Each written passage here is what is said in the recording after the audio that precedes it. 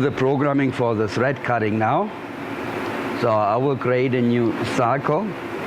I will call it number 2. I have to pick the proper tooling. I will pick tool number 21 for this.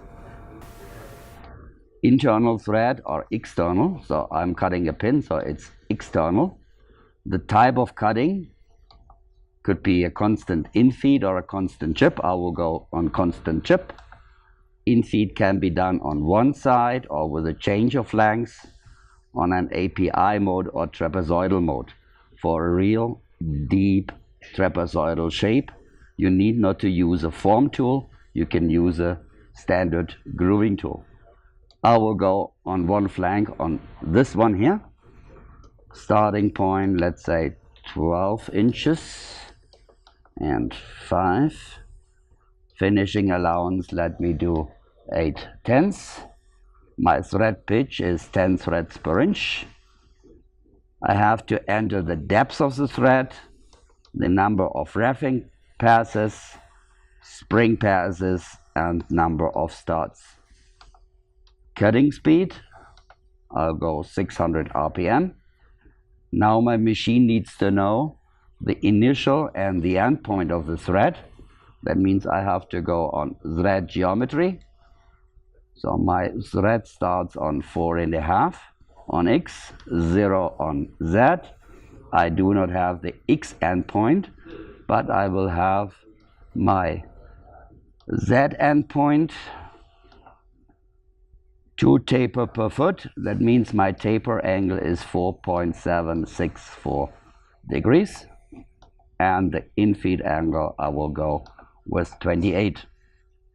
So now the programming is finished and we can execute. Start point, spindle on, cycle start. Yeah.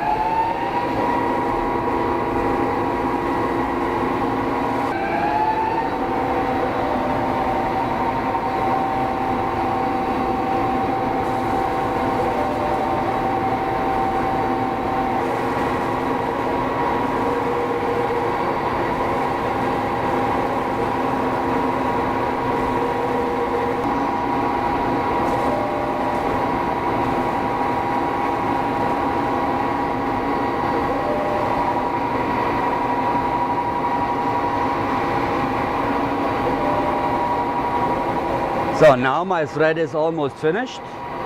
So I can stop my spindle and now I have to gauge the piece.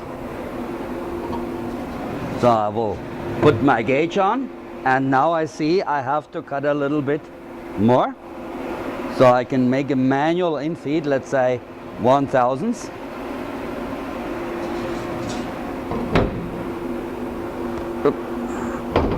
Restart the spindle. And the machine is just taking the last pass with my manual in-feed. So now you can gauge it again. So if you say I want to get an additional spring pass, just hit the cycle start button again.